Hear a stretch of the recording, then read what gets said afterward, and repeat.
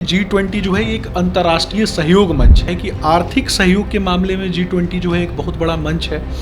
पूरे विश्व का वैश्विक जीडीपी का 85% और कुल व्यापार का 75% भाग जो है वो G20 के द्वारा। अफ्रीकन यूनियन में 55 से भी ज़्यादा राष्ट्र आते हैं और इन 55 राष्ट्रों को कहीं ना कहीं सम्मान देने का अगर किसी ने कार्य किया है तो वह नरेंद्र मोदी जी ने किया है। तो सबसे पहले ये समझने की आवश्यकता है कि इंडिया गठबंधन जो इन्होंने बनाया है, भ्रष्टाचारियों की एक जमात जिसने देश के संसाधनों को लूटा, जिसने परिवारवाद को आगे बढ़ाया। इंडिया गठबंधन के लोग नहीं हैं, ये घमंडिया गठबंधन के लोग हैं। नमस्कार, आप देख रहे हैं एक न्यूज़ 24 और मैं हूं स्वाति आपके साथ। बिहार बीजेपी के प्रदेश प्रवक्ता सुमित शशांक ने आज B20 से लेकर G20 से जुड़ी कई पहलुओं पर बातचीत की और साथ ही उन्होंने प्रधानमंत्री नरेंद्र मोदी के 9 वर्षों के कार्यकाल का जिक्र करते हुए पीएम की जमकर तारीफ की है। देखिए हमारे इस रिपोर्ट में कि आगे क्या कुछ कहा है बीजेपी के प्रदेश प्रवक्ता ने। G20 सम्मेलन जो हो रहा है, जो 20 दल है वहाँ पे शक्तिशाली जो देश हैं वो बैठक कर रहे हैं, इससे क्या फायदा है? G20 क्या है?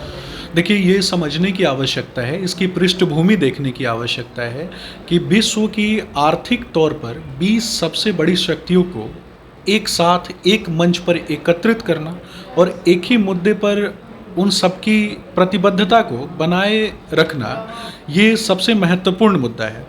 कहीं ना कहीं इसकी पृष्ठभूमि देखने की आवश्यकता है कि आर्थिक सहयोग के मामले में G20 जो है एक बहुत बड़ा मंच है। पूरे विश्व का वैश्विक जीडीपी का 85% और कुल व्यापार का 75% भाग जो है वो G20 के द्वारा कवर किया जाता है। और इसमें कहीं ना कहीं भारत की जो वैश्विक प्रतिबद्धता है कि वैश्विक स्तर पर भारत की जो एक नई सोच के रूप में भारत उभरा है, भारत एक महाशक्ति के रूप में उभरा है। किस प्रकार से आपने देखा होगा कि चाइना की वन बेल्ट इनिशिएटिव जो है उसको काउंटर करने के लिए, चाइना के औपनिवेशिक गतिविधियों को काउंटर करने के लिए किस प्रकार से मोदी जी की दूरदर्शिता ने अफ्रीकन यूनियन को भी इसमें शामिल कराया। और अफ्रीकन यूनियन में मैं बताना चाहूँगा कि ये भी देखना पड़ेगा कि अफ्रीकन यूनियन में 55 से भी ज़्यादा राष्ट्र आते हैं और इन 55 राष्ट्रों को कहीं ना कहीं सम्मान देने का अगर किसी ने कार्य किया है तो वह नरेंद्र मोदी जी ने किया है, जो कि आज विश्व के बड़े नेता के रूप में स्थापित हो चुके हैं। मैं आपको बताना चाहूँगा इंटरनेशनल मुद्दों के आधार पर कि चाइना पूरे विश्व को काउंटर करने के लिए, पूरे विश्व के आर्थिक संसाधनों को दोहन करने के लिए आज विश्व में एक तरीके से औपनिवेशीकरण जो है पूरे विश्व का करता जा रहा था। अफ्रीका के जो विभिन्न राष्ट्र हैं, अफ्रीका के छोटे छोटे राष्ट्रों में चीन के द्वारा लीज पर ज़मीनें ली गई थीं। उन ज़मीनों पर इन्होंने अपनी जेलें बनाई थीं। उन जेलों में चीन के जो अपराधी हैं उन्हें रखा जाता था और उनके द्वारा कार्य करवाया जाता था और आज भी करवाया जा रहा है। जाम्बिया में हीरे का उत्पादन जो होता है, हीरे के खान में कार्य कर रहे हैं। तो इस प्रकार से संसाधनों का आर्थिक दोहन जो है वो चीन के द्वारा किया जा रहा था। ये बात अफ्रीका के राष्ट्राध्यक्षों को समझ में आई और उन्होंने हमारे भारत के प्रधानमंत्री आदरणीय नरेंद्र मोदी जी से विनती की कि उन्हें इस चंगुल से बचाया जाए।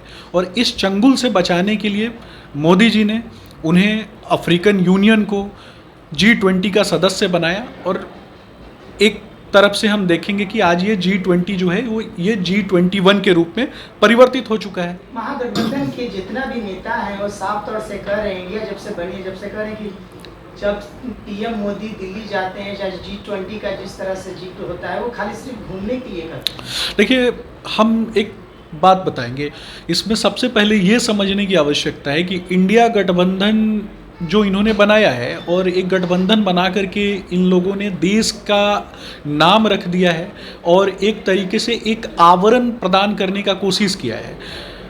भ्रष्टाचारियों की एक जमात जिसने देश के संसाधनों को लूटा, भ्रष्टाचारियों की एक जमात जिसने परिवारवाद को आगे बढ़ाया, उसने एक आवरण देने के लिए देश का नाम रखा। ये इंडिया गठबंधन के लोग नहीं हैं, ये घमंडिया गठबंधन के लोग हैं।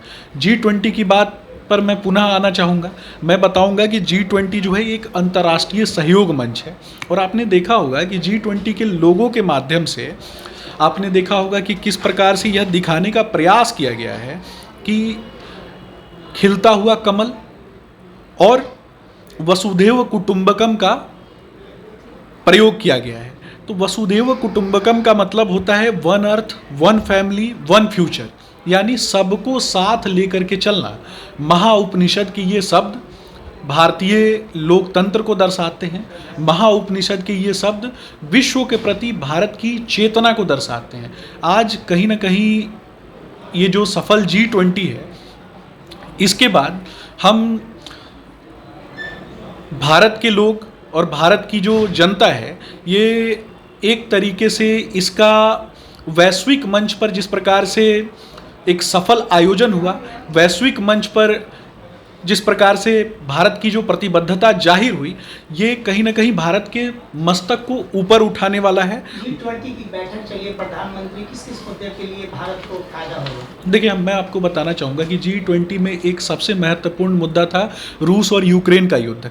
इससे पहले आपने देखा होगा कि बाली के समिट में रूस और यूक्रेन मुद्दे पर सिर्फ 2 ही पैराग्राफ थे, परंतु आज भारत में जब ये समिट हुआ, रूस और यूक्रेन के मुद्दे पर दो से ज़्यादा बढ़कर के 7 पैराग्राफ इसमें शामिल किया गया। और वो 7 पैराग्राफ इस बात को दर्शाता है कि भारत विश्व में कितनी बड़ी शक्ति बन के उभर रहा है।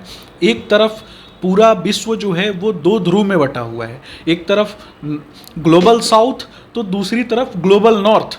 और ग्लोबल नॉर्थ के देश और ग्लोबल साउथ के देशों के बीच में जो कन्फ्लिक्ट चल रहा है, उसमें भारत ने पूरे विश्व को और रूस और यूक्रेन को इस बात पर सहमति जताने के लिए उनका एक तरीके से करवाया कि पूरे विश्व में जो अनाज की उपलब्धता है वो सुनिश्चित हो सके। इस लड़ाई का उसके ऊपर अनाज उपलब्धता पर कोई प्रभाव ना पड़े। तो ये कहीं ना कहीं हमारी प्रतिबद्धता को दर्शाता है। दूसरी तरफ कार्बन मिशन को कम करने के लिए, कार्बन जो उत्सर्जन हो रहा है उसको कम करने के लिए, पर्यावरण को संभालने के लिए, पूरे विश्व के पर्यावरण को एक तरीके से संभाल करके बनाए और बचाए रखने के लिए अगर किसी ने प्रतिबद्धता जाहिर की और सबको एक साथ एकजुट किया तो वह भारत है। ये दर्शाता है। सुमित शशांक, प्रदेश प्रवक्ता, बीजेपी बिहार। तो आपने सुना बिहार बीजेपी के प्रदेश प्रवक्ता सुमित शशांक को, जिन्होंने G20 और B20 से जुड़ी तमाम पहलुओं पर बातचीत की और साथ ही उन्होंने बताया कि अफ्रीकन यूनियन में 55 राष्ट्र आते और इन सभी 55 राष्ट्र को किसी ने सम्मान देने का काम किया है तो वो प्रधानमंत्री नरेंद्र मोदी हैं, जो आज देश के नहीं बल्कि विश्व के सबसे बड़े नेता के रूप में स्थापित हो चुके हैं। फिलहाल इस वक्त की खबर में इतना ही। वीडियो पसंद आया हो तो वीडियो को लाइक करें, शेयर करें, साथ ही हमारे YouTube चैनल एक न्यूज़ 24 को सब्सक्राइब कर लें। यदि आप हमें फेसबुक पर देख पा रहे हैं तो हमारे फेसबुक पेज को भी फॉलो करें और ऐसे ही तमाम खबरों के लिए बने रहिए हमारे साथ। धन्यवाद।